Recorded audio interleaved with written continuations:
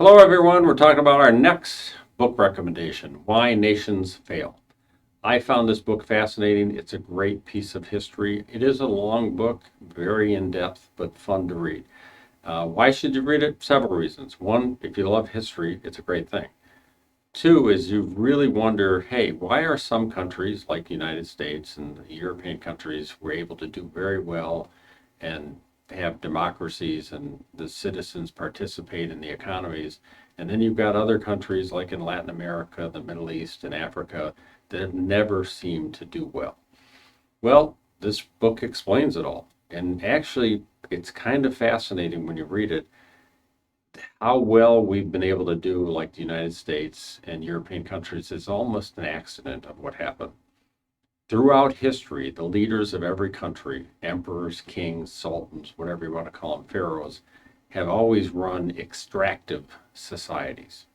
Extractive meaning the people at the top, the few handful who ran everything, extracted all the wealth for themselves. Everybody else did very poorly. Think about back in Europe, you had the serfdom. They had to give to the lords and to the king, half of their crops and things like that. That's how everything was run for years.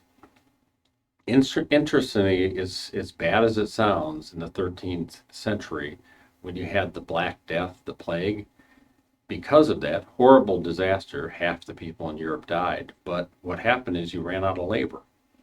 And all of a sudden, the lords and the kings, they needed work done, and the laborers could charge for their labor. And they shifted power to the people. And you started to develop a merchant class, and that led to the Magna Carta, which was signed. This spread through Europe. It spread to the U.S. when we came over here and helped us become a more progressive, sharing, democratic societies. What didn't happen is places like Spain and Portugal, who conquered Latin America and Mexico, they turned them into slave states and extracted all the wealth. And the same in the Middle East. The Ottoman Empire did the same thing. They extracted all the wealth. But that was typical of how most societies ran.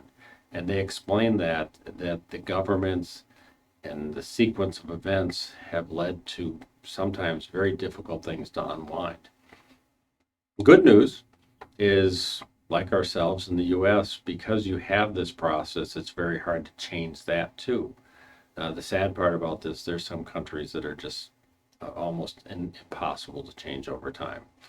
The other thing we got out of this is something we've been concerned about for the last decade is the Chinese have had great growth for a long time because they were able to, the leaders at the top, reallocate resources to manufacturing and grow very fast. They gave a great example in this book. The USSR, the Soviet Union, did the same thing in the 40s, 50s, and 60s. At one point in the 60s, the Soviet Union was growing so fast, we thought it would overtake the US.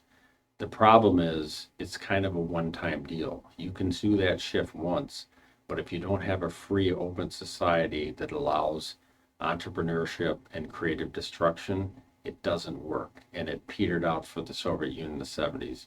And quite frankly, it's kind of petering out for the Chinese now, which means the best days for the Chinese are probably behind them. That and their population issue, they're shrinking as a population. Fun book. Hope you guys enjoy it. We had a great time with it, and we look forward to you reading it. Give us your feedback, and hopefully we'll have a great book for the next 2 months.